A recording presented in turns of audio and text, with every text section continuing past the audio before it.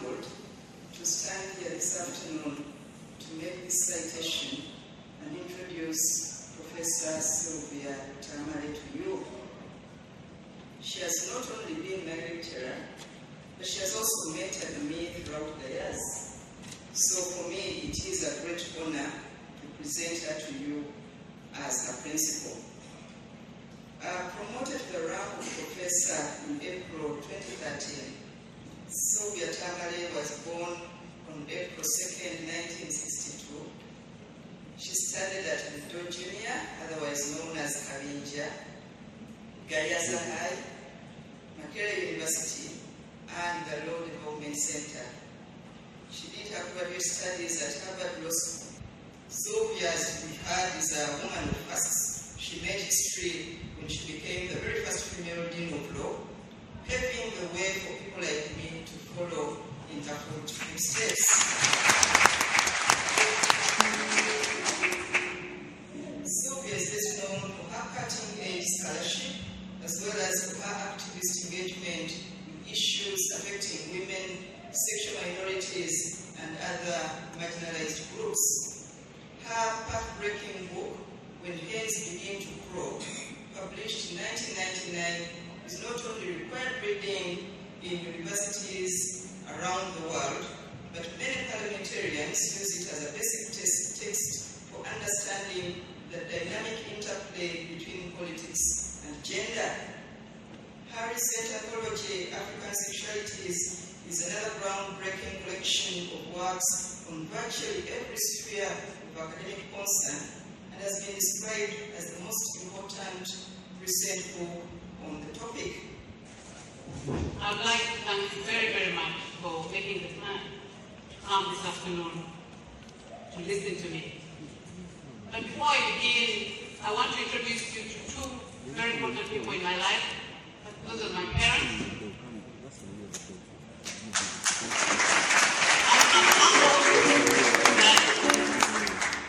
Mama Diva and Tata Tamale are here. Can you please stand for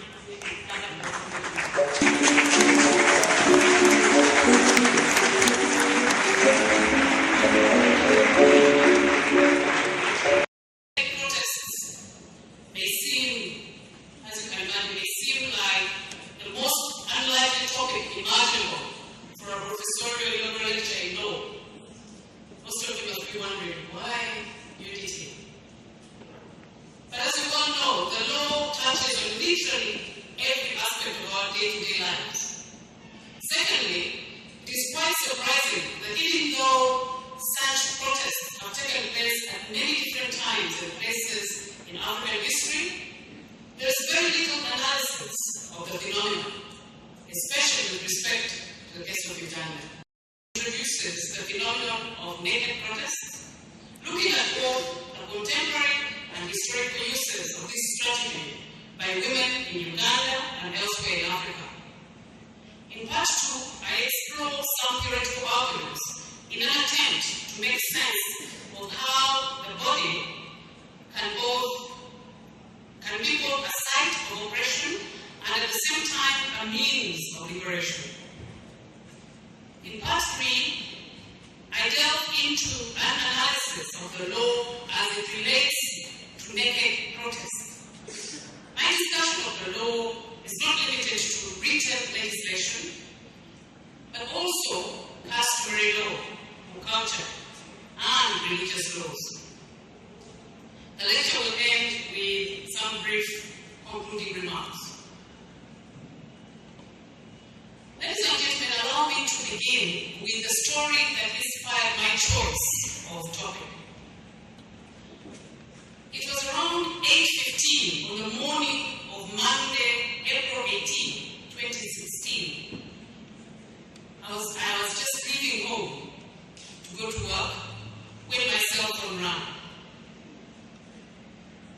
On the line was a friend whose words sounded frantic and desperate. "Sylvia, you're the nearest one. You've got to help. Oh my God, it's on Facebook. Stella has stripped naked advisor." Later, she calmed down and explained that a mutual friend, that is Dr. Stella, research fellow at the Makerere Institute of Social Research, MISA, was staging a naked protest against what she considered gross maltreatment by couples. It took me less than 5 minutes to get to the scene of the demonstration. By that time, Stella had put her clothes back on. But as soon as she saw me, she stripped again. Sylvia, I didn't want to burden you with my problems, but I've had enough. I've complained to the authorities, written several letters, but no action has been taken. They have left me with no choice. I've had enough of my boss's tyranny at this place. I begged Stella to cover her naked body. I shouted at the reporters to put their video recorders away. She was yelling obscenities. She was yelling vulgarities. Waving her defiant fist in the air. But what I remember most of all were Nyazi's eyes. Nyazi's eyes as she yelled and shook her naked body in vigorous protest. It is difficult to describe the look in Nyazi's eyes at the time. They were ignited by some kind of wild emotion bulging out of their sockets. Now, there have been numerous reactions to Nyazi's actions of that day, both specific to her individually, and to the wider issues that she raised. It is not my intention this afternoon to engage in that debate. Instead, I want to briefly reflect on my own reactions to her stripping as a precursor to my analysis. I was shocked, I was horrified, embarrassed, and ashamed. I thought my friend had completely lost it. I must confess that I was left traumatized by the incident for several days. Now, with hindsight, however, I now realize that my emotive response to Nyazi's protest was in keeping with societal attitudes that associate nakedness, especially the nakedness of a grown woman, with shame, perversity, and taboo. When I rushed to MISA to try and remove Stella, I was responding to the impulse of my socialized brain and habits. Society constructs the female naked body as profane, indecent, shameful, and sexual, never to be displayed in public. Women must therefore cover their bodies, particularly the areola, nipples, and the calves of their breasts, their backs, and especially the mons pubis. But Nyazi's story is not an isolated one, as far as women using their nakedness to protest what they perceive as injustice goes. In Africa, women have used their bodies to protest extremities. It is usually a weapon of last resort when they find themselves pushed to the edge of a cliff. It is difficult to imagine the kind of repression that will push people to this age. But I think if we recall, it is very similar to what Mohamed Bouazizi, remember the Tunisian street vendor? What he did in 2010 when, after looking for jobs, employment for years, and failing to find employment, he started selling vegetables in a cart on the streets of Tunis. And the SCA of Tunisia, of Tunis, kept harassing him and people like him, asking for bribes. And on that day, he had done enough. He didn't have money to pay the bribes. So they overturned his cart with all the vegetables, and they took away his electric scale, the weighing scale that he used to weigh his vegetables. He got desperate. this. And they just laughed at him. In fact, it is reported that they slapped him. They had pushed him to the edge of the cliff. And what was easy was to douse himself with paraffin and set himself on fire, triggering what is now known as the Arab Spring. So stripping naked is very powerful and always effective in that it draws attention to the issue under dispute. The act of public stripping is even more potent if the women are married and/or mothers. Cultural beliefs about stripping mothers of twins signify double trouble. And Nancy, who is a mother of twins, now capitalized on this issue throughout her stand. The shocking primordial exposure of women's nakedness in public acts as irreverence and parody. The shocking primordial exposure of women's nakedness in public acts of irreverence and parody has proved quite effective.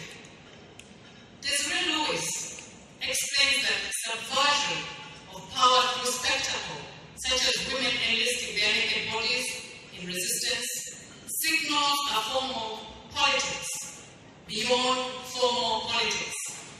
Such politics undermines the foundations of the hegemony of repressive regimes. African women's embodied protests predate colonialism and have been effectively deployed every time women have been pushed to the brink. In pre-colonial West Africa, for example, the women of Oyo-Ile protested naked to show their rejection of Bashir Ramgar's savage rule in the 17th and 18th century. Among the Igbo in West Africa, there was the custom practiced by women known as sitting on a man, or ogu umunwao. It was invoked to sanction disrespectful men. In 1929, women used the same custom in their tens of thousands to challenge British colonialist policies in the now famous Women's War. Some women were naked, wearing only wreaths of grass around their heads, waists, and knees. It was reported that they were led by an old and nude woman of great bulk. They acted in a strange manner, some lying on the ground and kicking their legs in the air, and others making obscene gestures. The women's war succeeded in quoting the offensive colonial policies and even secured a few seats for women in the native cause. In 1958, women in modern-day Cameroon staged another huge protest against the British colonialists using the age-old tradition called Anglo. Anglo was a women's network traditionally used to punish those that transgress social norms. In 1958, the Anglo women utilized this method to challenge colonial threats to their homeland in a campaign that lasted almost 3 years. They stripped naked and painted themselves in oil and red camel powder before staging public disruptions of meetings. They used profanities and sexually explicit language which deepened the disturbance and disruption of the spectacle, making it more effective. This annual protest was extremely successful and spurred social change, including the establishment of a women's court and a shadow government that remained in place for 1 year. Now, those of you who watched the news a year prior to the Nyanzi incident must have also seen similar behavior of the women in Amuru district in northern Uganda. The Amuru women stripped naked in protest against what they perceived as the grabbing of their ancestral land by government. The Minister of Lands and that of Internal Affairs had traveled to Amuru to try and mediate the situation situation only to be confronted by naked protesting women, shouting profanities and asking pointed questions. We were born on this land. Where will we, the elderly mothers, go to? Why is the government targeting our land? Why? Now, firstly, this spectacle, the cabinet ministers ordered the immediate withdrawal of the army and the police that had been camping on the disputed land for 2 weeks. They also instructed the government officials at the site to abandon their plans to demarcate the land.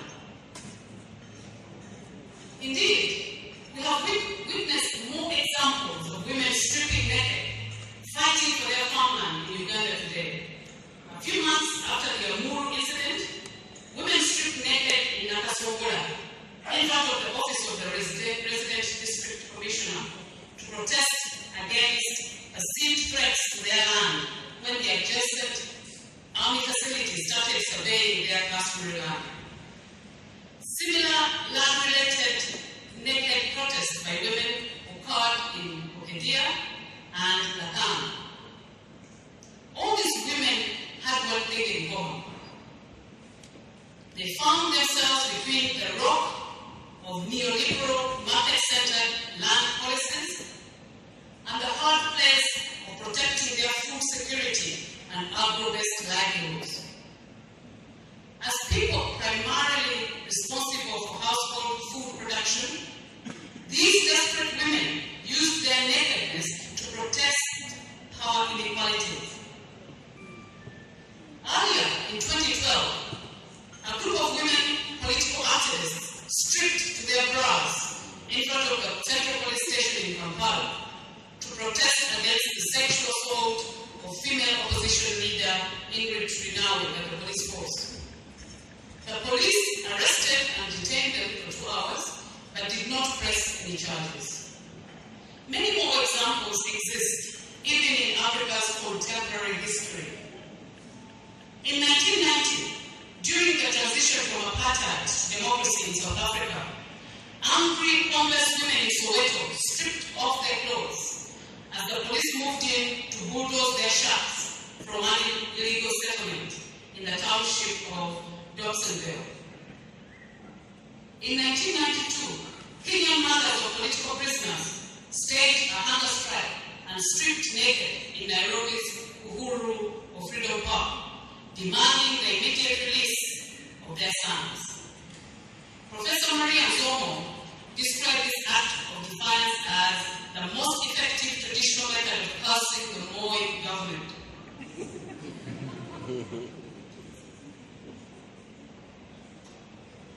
9 years later, in 2001,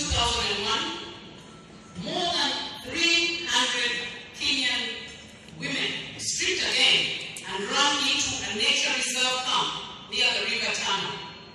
They were demonstrating against the annexation of their land to expand the camp, forcing a group of scientists to flee from the nature reserve.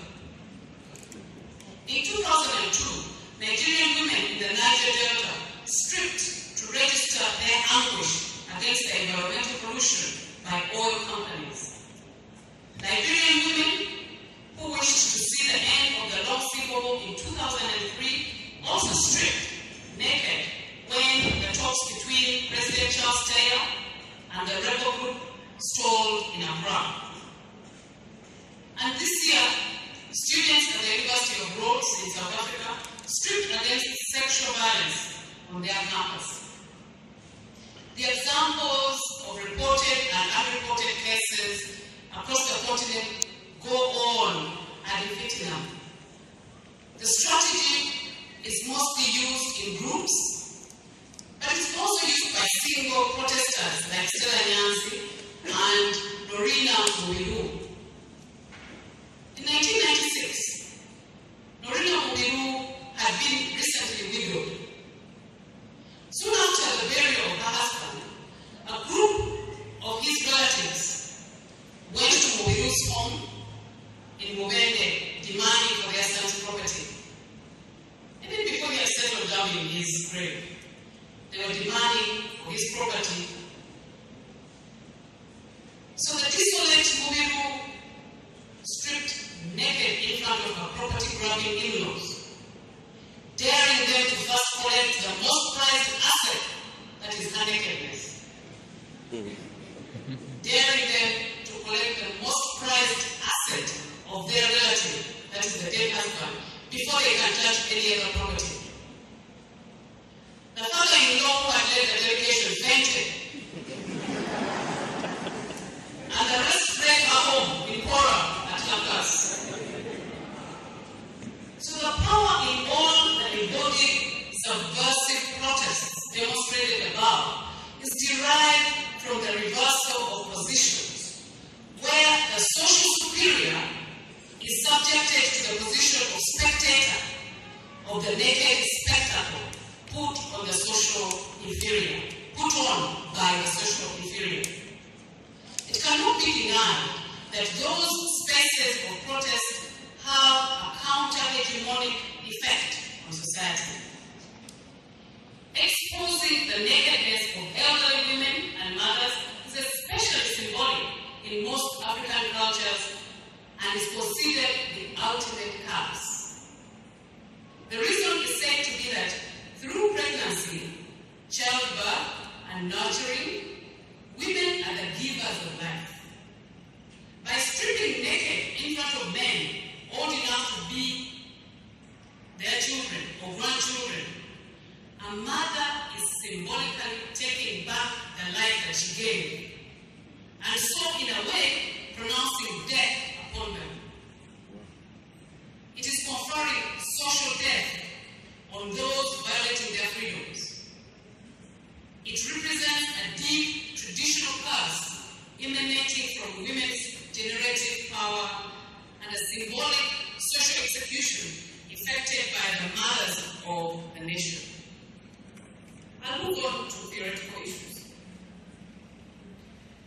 Now, in order to better understand the potency of women's naked protests, it is important to theorize the human body and its links to power. The lecture draws on post-structural feminist theories of gender and embodiment and their application of discourse analysis, oriented to the work of the French philosopher Michel Foucault. In particular, I am guided by the post-structuralist feminist understanding of the human body as a locus of power and control. If one imagines the naked body to be a blank slate at the time of birth, culture, religion, and the law then proceed to inscribe gender, racialized, sexualized, classes, and all manner of hierarchies that give character to that body. These forces write or inscribe scripts on our bodies. This ceremony, for example, is inscribing the discourse of Professor across my body right now. You know, high social status, titles, labels, and so on. That is what culture does. Feminine, the masculine, the superior, the inferior, moral, immoral. These are labels that society ascribes on our bodies. Poor, rich, disciplined, indisciplined, witch, and so on. The text that culture ascribes on our bodies is a crucial medium for effecting social control. But most importantly, conceptualizing the body as discourse powerfully suggests that our bodies have the capacity to speak and to be read in particular social and historical contexts. Now, there are four main theoretical points that I want to drive home this afternoon. The first one is that the body is a product of culture and is invested in power. Foucault redefined the concept of power beyond the commonly held notion of a negative, repressive force exercised in top-down fashion through the instruments of law, taboos, and censorship. He makes a distinction between repressive power, that is power over, distinguishing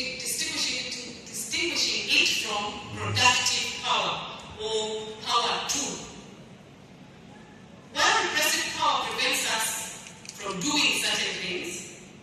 Productive power motivates people to behave in a certain fashion, giving people the competence to act.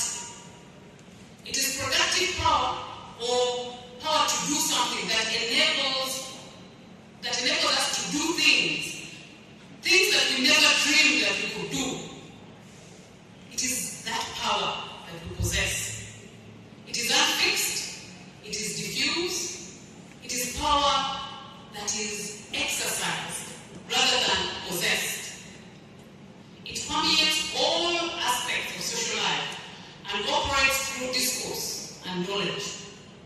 When we understand power as not resting on the external, but as incorporated into numerous practices and embedded in everyday relations, it becomes easier for us to comprehend both its negative and positive aspects. The positive potential of power is seen when it is understood to work through people rather than on them. This complex reconceptualization of power as a relational concept is extremely useful in analyzing the complex link between naked protests and the law. When one understands power as being diffused throughout the social structure, circulating through the entire society, one then begins to appreciate the role of power in the lives of oppressed and social groups such as women or students. The second theoretical issue I want to put forward is that nakedness is quite different from nudity. A naked body is not the same as a nude body. There is a significant conceptual distinction between the terms nudity and nakedness. Nudity presupposes display and invites sexual connotations, like the images we see daily in the red paper. On the other hand, nakedness asserts agency in the shading of clothes. A naked body has to be seen as an object in order to become nude. When women bare their nakedness to the public, they are not engaging in sexual provocation. Rather, they are drawing on dominant gender norms, challenging and subverting them to draw attention to their plight. As powerless people, they mobilize their bodies as a powerful resource, thereby transforming the negative associations of nudity into positive power. The third theoretical issue I want to put forward is that bodies are like books. They contain inscriptions that can be read and interpreted by society. Bodies speak through what psychoanalysts and what linguists call discourse. Those of us who are not experts on big words like discourse think that it is the same as language. But no, experts tell us that while discourse has a lot to do with language, it entails much more. It goes beyond language to include actions based on how we interpret something. In other words, discourse is a system of knowing which entails linguistic practices, subtle cultural codes, and interpretive processes. It is through discourse that we see and interpret information.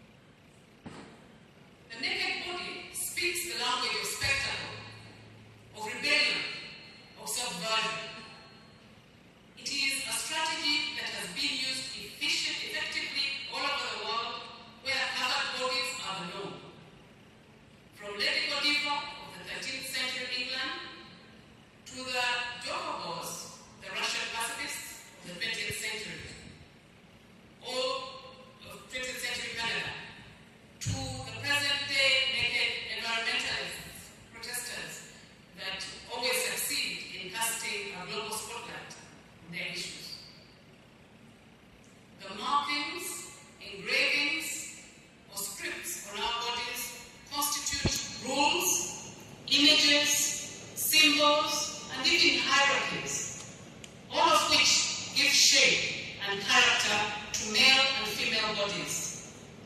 We are fabricated onto our bodies by discursive practices and formations. Thus, the plastic surgery industry is one of the most lucrative fields of medicine today. Here at home, shops which sell false gums, boobs, and bisami are doing brisk business. In fact, ideal body shapes keep evolving along the spectrum.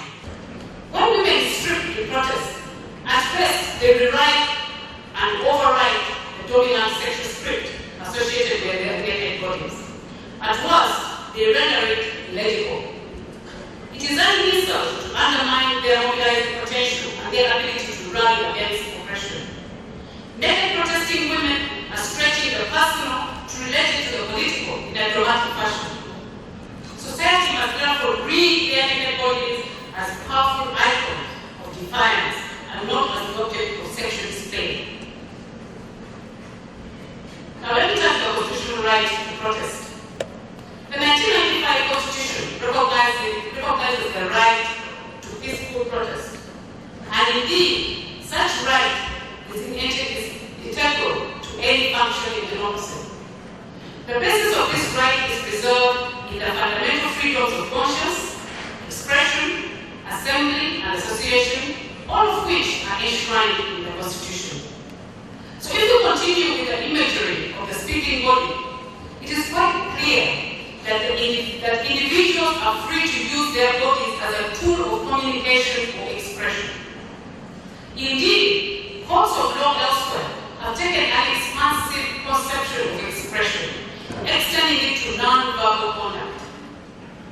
However, the rights which stand as the foundation for protest and resistance come with a warning or a legal caveat. If you want to exercise your right of expression, you must justify it with evidence that your actions are not detrimental to the public interest. Article 43(1) of the Constitution provides that in the enjoyment of the rights and freedoms described in this chapter, no person shall prejudice the fundamental or other human rights and freedoms of others or the public interest. In other words, the enjoyment of one's rights depends upon one's fulfillment of the public interest duty. But what are the parameters of this concept of public interest? Now, the Constitution does not delineate the limits beyond the fact that it must not go beyond what is acceptable and demonstrably justifiable in a free and democratic society, or what is provided in this Constitution.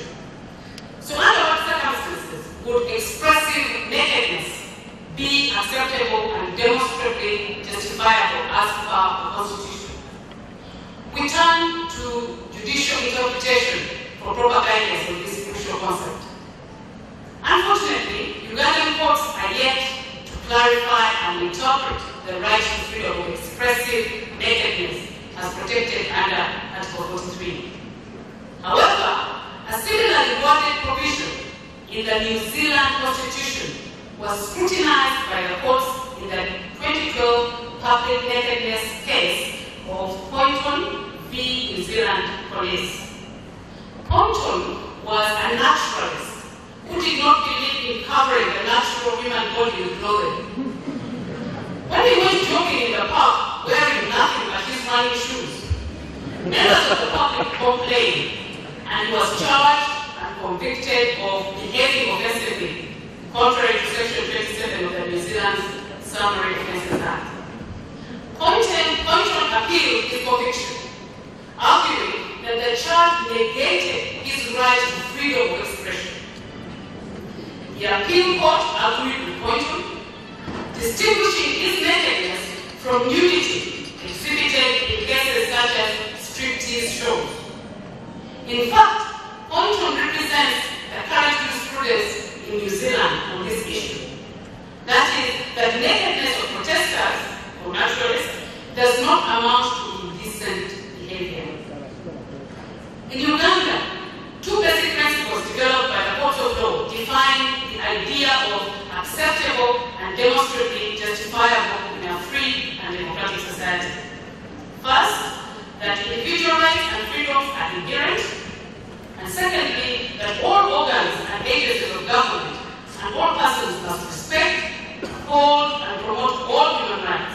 The court ruled, and I quote, anyone seeking to restrict that freedom must be prepared to show that special and clear circumstances do exist that justify such restriction on the freedom. The task is not insurmountable, but it is quite undemandable. End quote. So this means that anyone asserting that a naked protest is detrimental to the public interest would have to meet the high standard of scrutiny set by the Supreme Court. So would Ugandan courts follow the New Zealand judiciary in disqualifying the application of the legal caveat from the naked protests?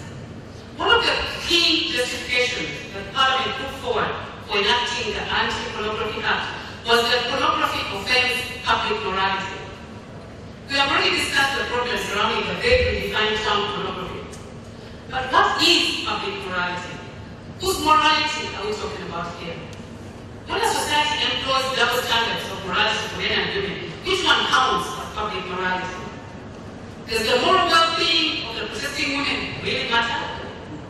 Who determines the moral compass of the public and to what ends? Does morality discourse work to obscure hidden interests? Does it make sense to legislate morality, and should immoral conduct be criminalized? As a feminist, the concept of public interest and public morality always transport me to the uncomfortable terrain where the rigid demarcation between the public and private spheres works as an instrument to reinforce patriarchal capitalist interests. As we have seen, the deeply gender distinction relegates women to the so-called political realm, and the complex realities surrounding naked protest overlap both spaces. Protectionist regulations that are often justified with the veil of public interest are usually designed to protect the interests of the powerful at the expense of the oppressed and exploited. The script written on the domesticated naked female body and read by the public as shameful and embarrassing is only meant to stifle women's self-determination and agency. If it was really about public morality, then the commodified nude or half-nude bodies of women that are routinely displayed on billboards, in the mass media, red paper, on screens and stages, for the male gaze, would be banned. Under patriarchy, men's bodies are constructed as the benchmark standard, and even equated to the public body policy, as opposed to the body natural of the woman. Clustering the term public with a vague and ambiguous concept of morality and interest operates to juxtapose it against the cluster of private life, which society undervalues and views as unimportant. But the meanings associated with the terms public and private are much more complex. The classification of public interest signifies matters about which the public is or ought to be interested. In the case of oppressive social structures, based on gender, class, and so on, this normative plane of public concern is more likely to mean that the public should seek to change such matters via political processes, including naked protests. To put it simply, deploying the Anti-Pornography Act or any criminal code against naked demonstrators under the patronizing guise of protecting the public interest cannot be demonstrably justifiable in a free and democratic So, to conclude, ladies and gentlemen, in conclusion, the takeaway from this lecture is that the human body is fraught with politics, influenced by complex effects of power derived from institutions such as law, culture, and religion. Such institutions mark the body with meaning and power, which can be used either to oppress or to liberate. A discussion of naked protest entails a conceptualization of the body as an instrument of control as well as a source of disruption. The body reflects the social structuring of society. It carries the symbols of hierarchies based on gender, sexuality, class, race, ethnicity, disability, age, and so on.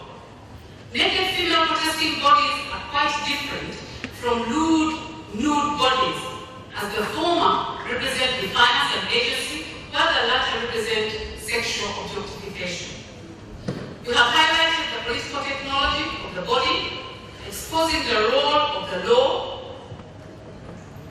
statutory, pastoral, and religious, in regulating and disciplining the body. The law is an important instrument in shaping and scripting our gender bodies. Society reads women's bodies along the landmarks forged by the law. Female naked protests represent a resistance and subversion of the dominant scripts engraved in women's bodies. Scripts of subordination, passivity, sexuality, subservience, vulnerability, and so on. Hence, through the process of naked protest, women engage in a re-scripting and reconfiguration of their bodies. African women have employed this strategy against the wielders of power for many generations. The meanings and understandings of these processes are interpreted differently. The custodians of patriarchy view it as a violation of dignity and the law, while the activists perceive it as fighting for embodied justice to preserve their very dignity. Given that at core, the law is a political institution, it may appear that there is little hope held up for those bodies that stand in the way of those who hold state power. However, there is another type of power that inheres in the self, in solidarity, in self-determination, and in disrupting the norm. Thank you for listening.